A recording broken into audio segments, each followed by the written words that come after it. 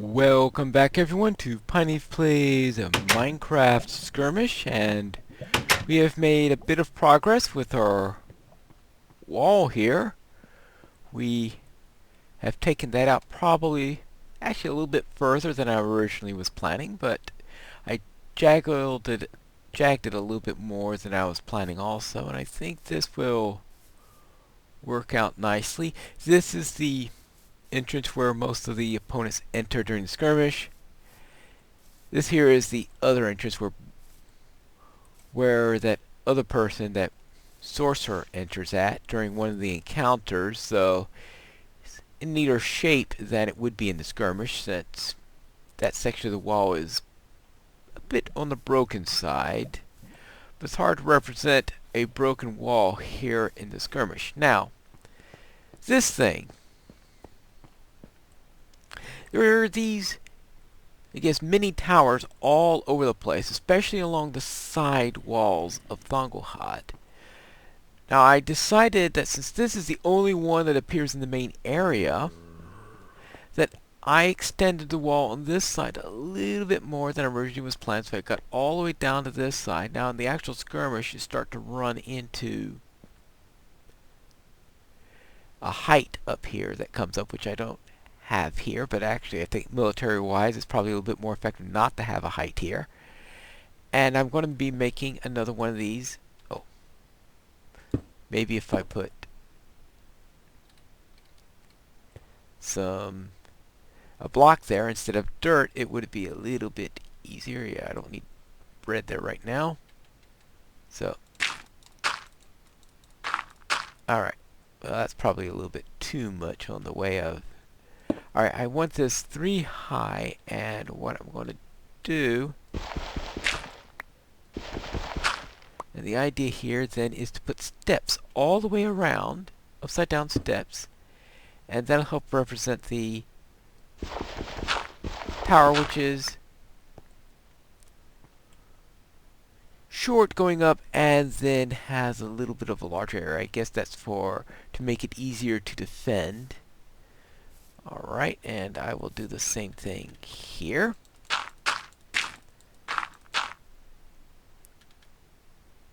Do the same thing here, and hopefully that gives me the effect I wanted.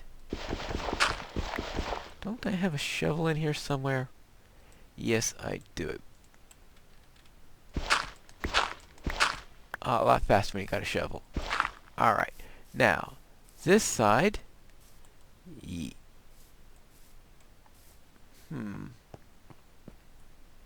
Yeah, actually, that works out very nicely. And this side means, well, I just have to get up to the wall. Good. And this... one of them is obviously wrong, and that will be this one. Up here. And that just means one more quadrant, and I will be done. I got a tree in my way. You know what happens to the trees that are in my way. So actually, I think the tree would be useful for this particular item, so I'm not going to chop down this tree. And while it's silly from a military point of view to have a tree right next to there, I think it's silly from military point of view to have a hill right there, as they have in the actual one, so therefore a little silliness probably is called for here. Alright. Good. And that gives us our little mini tower. As I said, along the sides, you have these mini towers all over the place. And if I were continuing along the sides, there will be a good number of mini towers all through there. Something that I may actually do. I wasn't originally planning on going too far on there, but perhaps I will extend it a little bit. But this is pretty much the shape of the front wall. And this is the main area where the skirmishes fought. So the big thing I need are the platforms for the ballistae.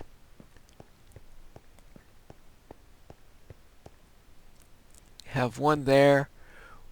Now there are about 5 ballistae up here. Now during the actual skirmish, only 3 of them are operational, and the rest either are destroyed or removed for the purposes of the skirmish to keep from confusing the player. So you have one here. We'll have the central one. And always the trick here is remember the exact location of each of them. I did not bring the stone bricks that I need for this. So I will put them in here. Oh, okay, I put them back at the house. Oh, that wasn't one of my smarter moves. Alright. The idea there is to put a platform here, and this is where we'll be firing the ballistae from. Now and this is actually 6x6 stone brick blocks with 3 of these planks in order to give us the effect here. There's actually a short stairway up here in the actual skirmish, but I think this is a large enough platform that it works this way. Now the real trick though is getting a ballista up there, and I haven't quite figured out how to do that yet. And in fact, in order to do this effectively, I am going to need 4x3 in order to do this, because the ballista needs to be centered on here. It's not going to be centered. You cannot center a ballista on a block that's an even number wide. It just doesn't work in this game. So therefore, I am going to switch over to a 4x3 pattern. Make sure I put them in here. Alright. Well, I don't know if I need those. I need these. And I do have some stones. I could turn this into stone. Is that iron ore? Ooh, I think I better start cooking that iron ore. Alright. So where is my... Oh, here's the stone. That's right. I don't know why I opened that up. This is what I wanted. Oh, right. I will get... Alright. Oh, that's all fouled up. Alright, let's try that again. This time, do it right. And actually, right for that is that. Not what I was trying to do. I was trying to turn the whole thing into a furnace. Alright, that's what I wanted to do. Now, the other thing that I've been preparing to do is to make some books. And I'll throw the granite in here. Is to make some books. Get some leather together with some books, because it's about time for me to start making an enchantment table. Alright, I'll get... Well, at least put this into the right area, which is up here. Alright, now...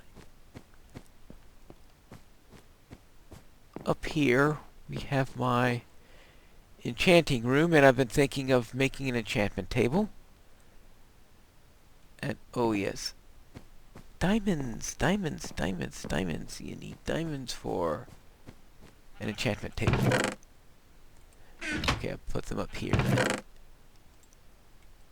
Let's get our diamonds and finally make an enchantment table to put into our enchanting room. That goes right on the black square, yes. So therefore,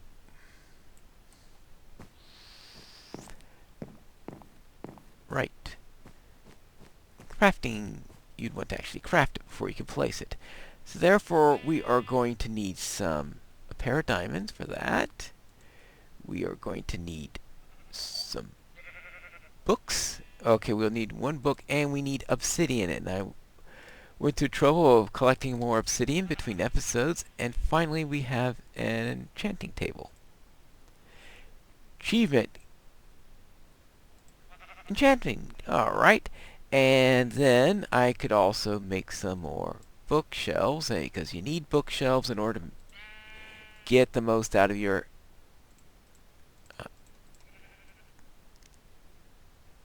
alright, in order to get the most out of your enchanting table, you need books for it. Alright, so let's go about that. And oh, it's getting late? How late is it? Ooh, yeah, it's late. So let's take a little nap and get in here and lay down this enchanting table. Alright, here's a bookshelf. Enchanting table. Lop. Lop. Now, how does this work? I've never done enchanting before, but I think you might need some lapis in order to do this. Yeah, in order to activate anything, you need some lapis, and I guess this... Oh, you also need an item to enchant. So let's say if I put the diamond pickaxe in here, and it tells me how many levels it costs, and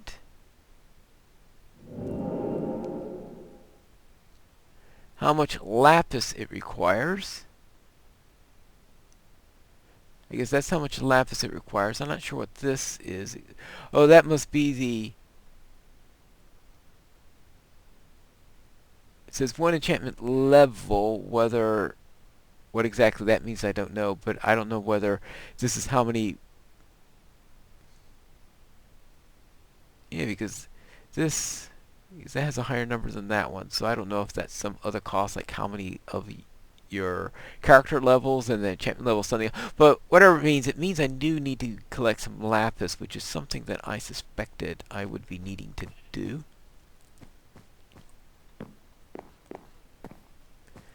But that's going to be a while before I am ready for that.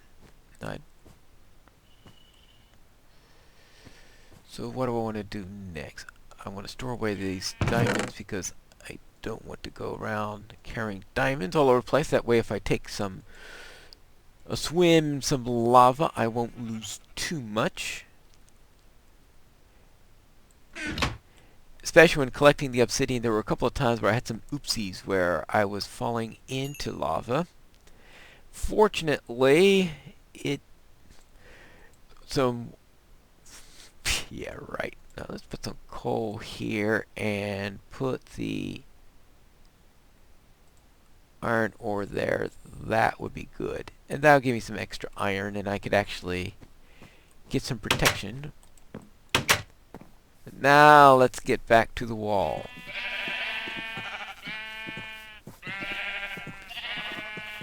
And between episodes, I'm going to search for lapis, but I'm not exactly sure where I'm going to find the stuff at. I would have thought that I would have found it naturally in mining, but perhaps not.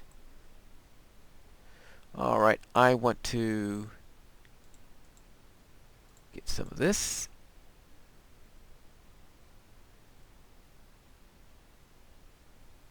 Oh, and some of these. Alright, good. I don't think I need to use my diamond pickaxe for that. Iron should be good enough. Alright, so... And now I'm thinking that we can have a... like this, and this could be a firing platform, and that will be the center. Because I suspect that whatever I build I do in order to simulate a ballista is going to require that it be an odd number there. So that's why the reason I want to do that. Now, the tricky thing is getting the exact location. Well, maybe it's not important to have the exact location. Now, on this site here, I believe I want to do it like this. 1, 2, 3, 1, 2, 3. because getting it exact at this scale is going to be a little bit on the tough side. And then we can do it like that. Good. And then in the center, where we are going to want to... Oops. Now I am going to do only 3 of them because it looks like... Actually, well, maybe I'll throw in a couple others. I'll just decide between episodes whether it will look better with 5 of them with 3 of them empty, with 2 of them empty, or whether it's better with 3 of them. Alright. And I'll come out here and look at... Now, I'm going to have some markers. Question is, what would make a good marker? Because it has to be something that I can see.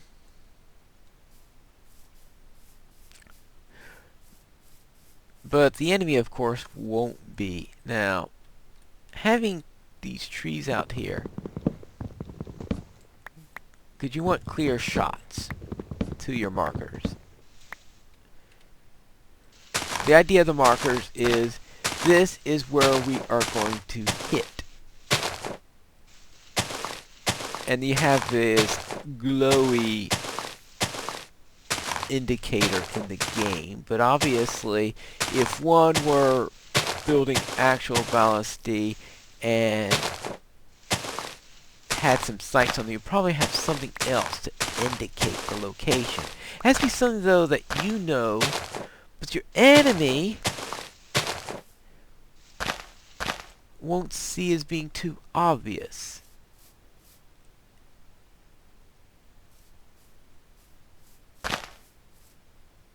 And that's the tricky thing. So I've got to come up with something for that. How about... And actually, a tree stump might actually be the natural thing to use, now that I think of it.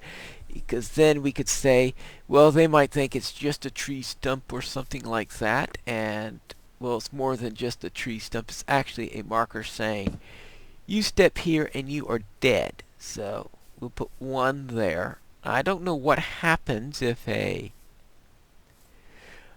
Hopefully those things don't start growing or something like that.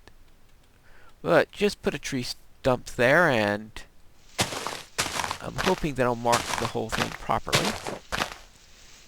Now the problem is, well, hopefully it doesn't encourage the enemy to go around the tree stump, since we're going to be firing a ballista at it.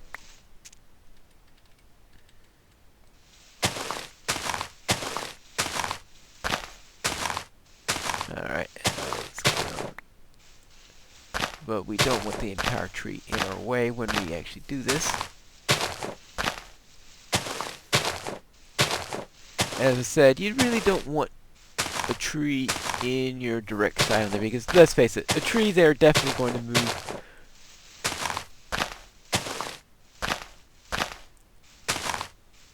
Try to use it for protection. A tree stump is a little bit harder to use for protection in there, but as I said, I wanted to use a natural marker of some sort.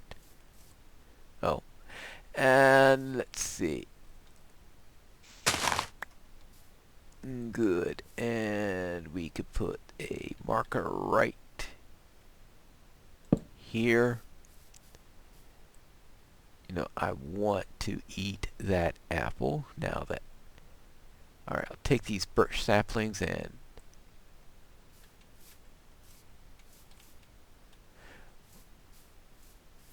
stick them way out here where they're not going to be in the way of the battle. And now I can eat this apple.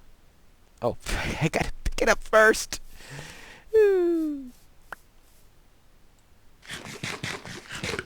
Alright, good. Now that I've had my little meal, it's time for the last one. And we can put that one right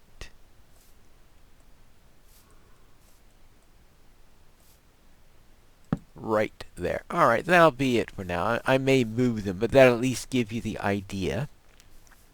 If I'll mark with that, if I come up with a better marker at the end, then I'll show you to that. So if I'm at the ballista, I can see the marker. Good.